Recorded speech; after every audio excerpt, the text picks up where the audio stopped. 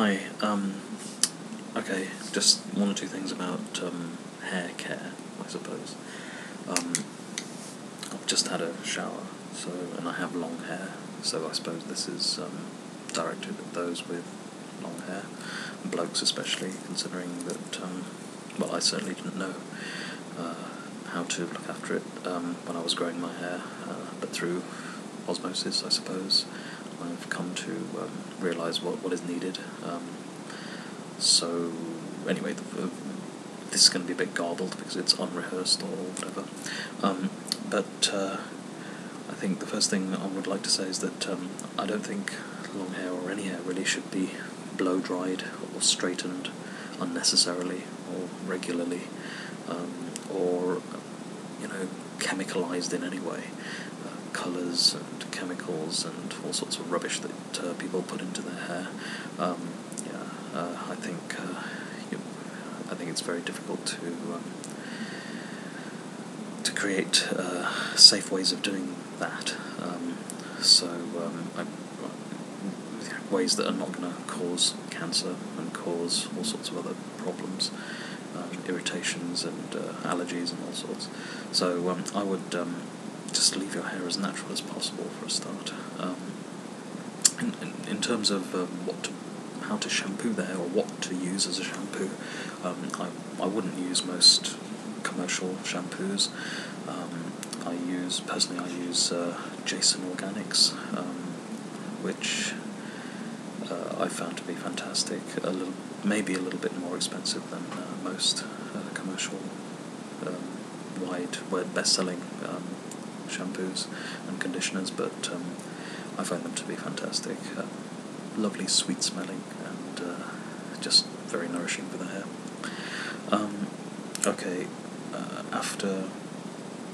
After a bath or a shower, I try not to do much more than just gently towel dry, pat dry more than anything really.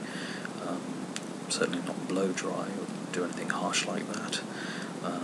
And then the first thing I would do is use one of these, which is Tangle Teaser, I think it's called, which it's just brilliant for getting rid of tangles in long hair, and it just makes the hair much more manageable, much more easy to work with. And then what I would suggest, two things that I'd suggest: one to ingest and one to use topically on the hair. To ingest, and now before anybody takes this advice, they must check with their doctor or with their pharmacist or with some professional who can tell them more. But personally, I regularly take biotin, biotin, which is a fantastic supplement. Many people use it for SAD, for seasonal affective disorder, apparently, but it is also incredibly good for the hair, and hair and nails, I believe. And I think it will do wonders. So, with the caveat that you must check with your professional who will know about these things. Biotin's a great supplement to take every day. Topically, one thing I do use, well, oils are very good for the hair, of course. Traditionally, coconut oil and almond oil, which can be a bit heat generating, so a little bit harsh. Coconut oil will be nice and cooling, but it stinks a little bit. So what I tend to do is, after a few days of not washing the hair, when it's ready for a wash anyway, I haven't washed it today, but when it's ready for a wash, I will use, the day before perhaps, some jojoba oil. Now, it's only a tiny amount that I will need, even for hair that's as long as mine, I suppose. Just literally a few drops. So maybe, I don't know, 4 or 5 drops, and just smooth it, work it into the hair from the top to the bottom, I suppose. little really does go a very long way here. So this stuff is it only comes in a small vial, but it is it will last for ages. So I've just worked it into the scalp a little bit as well. And you don't want too much because you don't want your hair getting too oily, too greasy. But this just gives it a bit of a shine. Not that you can see on black and white, I suppose, not on black and white video. But I keep saying I suppose, I better stop doing that.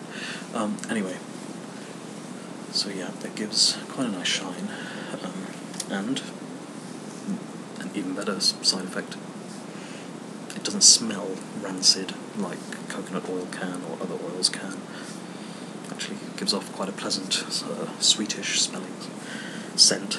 So yeah, so I'll work that through. Just literally 5, maybe 6 drops on hair of my length. If you have shorter hair, then obviously reduce the dose accordingly. If you have longer hair, then increase the dose accordingly, but really not very much needed. Again, if you have particularly sensitive scalp or particularly sensitive skin, then I would double check or use just a small patch on a small area of skin or something, just to make sure that you don't have any kind of reaction to it, and then go ahead and use it, or seek somebody's advice. But this is certainly a tip that for most people with normally tolerant skin and scalp and hair, I would use jojoba. That's spelled J-O-J-O-B-A, is that right?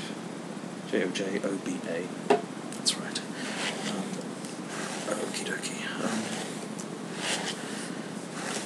That'll do. And I'm really just going to let the hair dry naturally, without any kind of harsh towel drying or blow drying or straightening or anything silly like that. Okay, that is my introduction to hair care, I suppose.